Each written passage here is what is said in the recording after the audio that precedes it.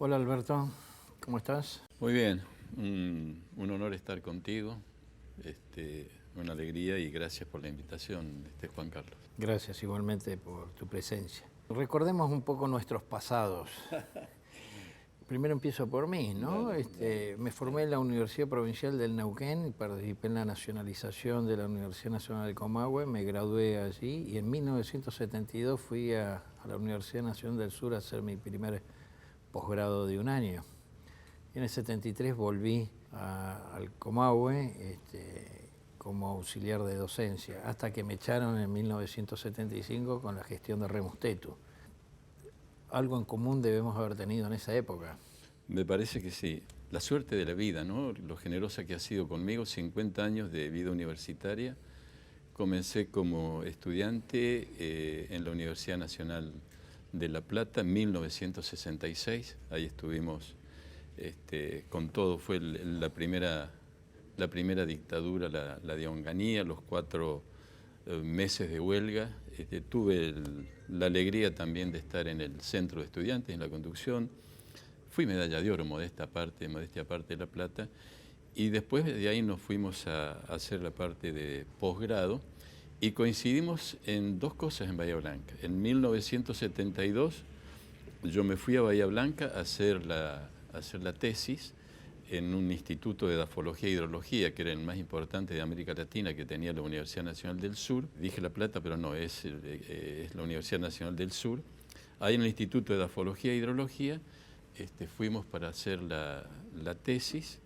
La vida nos llevó que en el año 73, la vida y la elección de la gente, termináramos siendo el director normalizador, interventor primero y normalizador después del instituto. Nos eligió la gente.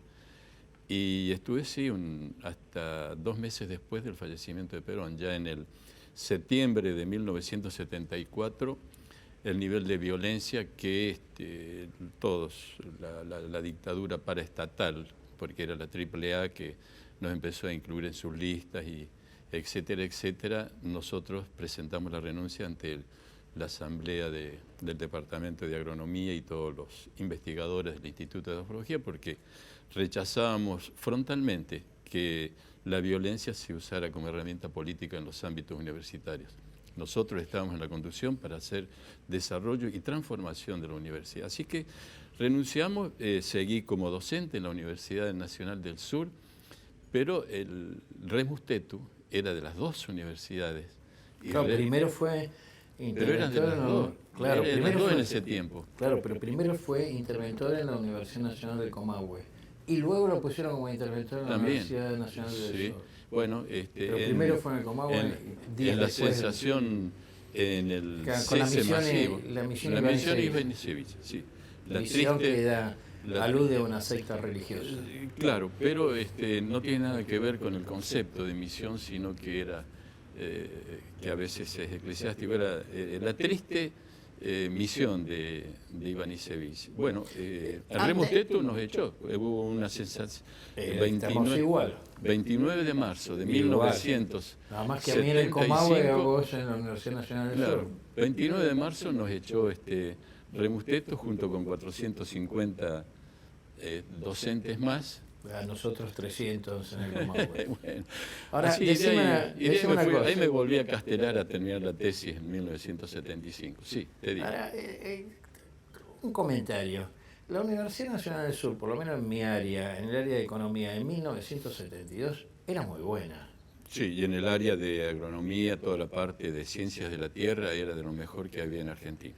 Bien, lo que revela que ese periodo de la dictadura del 66 al 73 hubo algunos lugares que en general se dice, bueno, con la noche de los bastones largos se oscureció la Universidad Argentina hasta 1983, parece que es una lectura del 63, 66 al 83, y yo debo decir que en la Universidad Nacional del Sur, era un faro que iluminaba, que tenía buena luz en algunas áreas. En algunas áreas era excelente. Era excelente. De excelencia, sí. Y contame, ese periodo en el 73, yo auxiliar de docencia en el Comahue, vos a cargo del instituto en Bahía Blanca. ¿Cuál es tu mirada de ese periodo inicial? asume Cámpora, renuncia, luego Perón gana las elecciones, 2 días antes matan a Rucci antes de asumir, se inicia un proceso extremadamente violento, teníamos a Jorge Tayana de ministro de Educación de la Nación, impulsó un proyecto de ley que finalmente se sanciona en 74, conocido...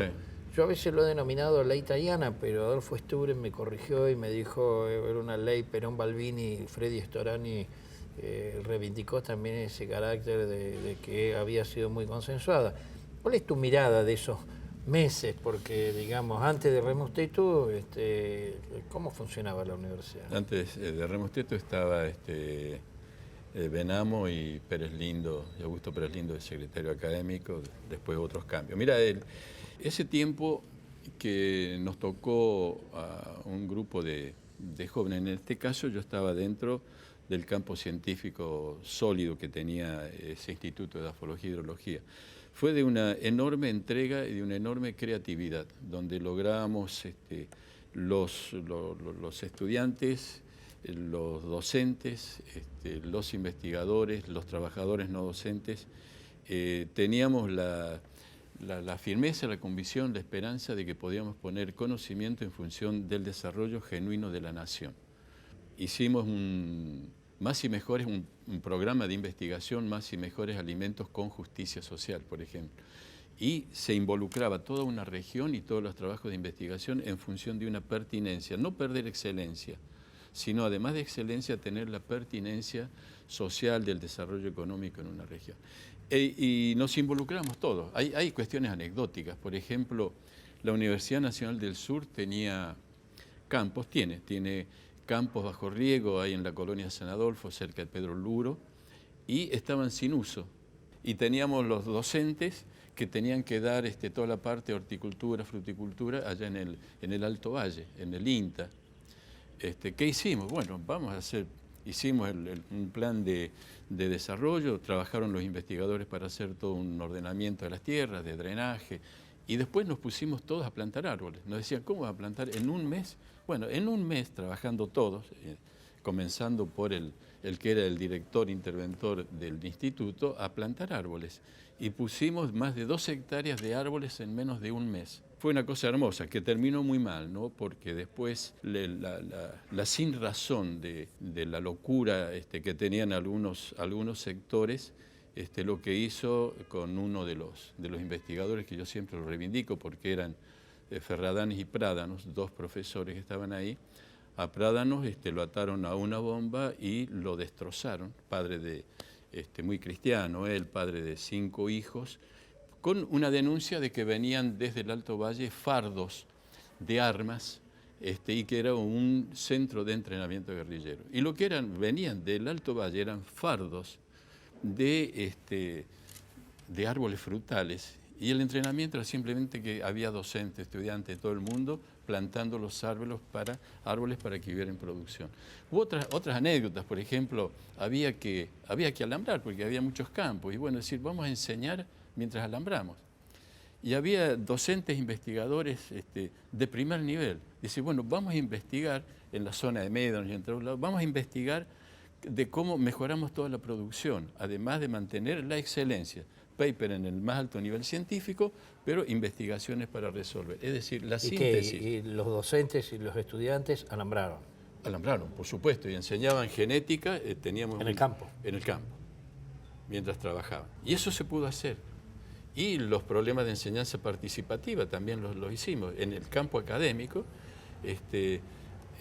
aprendimos todos juntos, lo que es la enseñanza, el aprendizaje, de tener estudiantes en la biblioteca, cada uno haciendo seminarios. La construcción del conocimiento en la enseñanza también fue un proceso que le permitía al estudiante revisar toda la bibliografía, aprender a manejarse en diferentes idiomas, aprender a escribir técnicamente y aprender a expresarse ante sus compañeros imprimiendo un seminario de lo que estaba enseñando. Entonces enseñabas, aprendiendo todos, enseñabas a que la gente pudiera expresarse y que tuviera un sentido solidario de estar escribiendo lo que había estudiado, y así cuando terminaba un curso todos tenían impreso un seminario. Es decir, era un tiempo en síntesis donde se puso toda la creatividad en función del desarrollo integral de cada una de las regiones. Gracias, Alberto.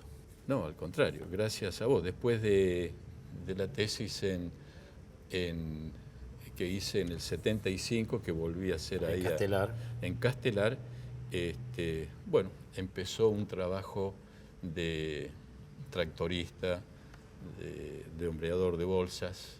Tenía mujer, un hijo y un hijo que venía, que obviamente estaban en Río Cuarto.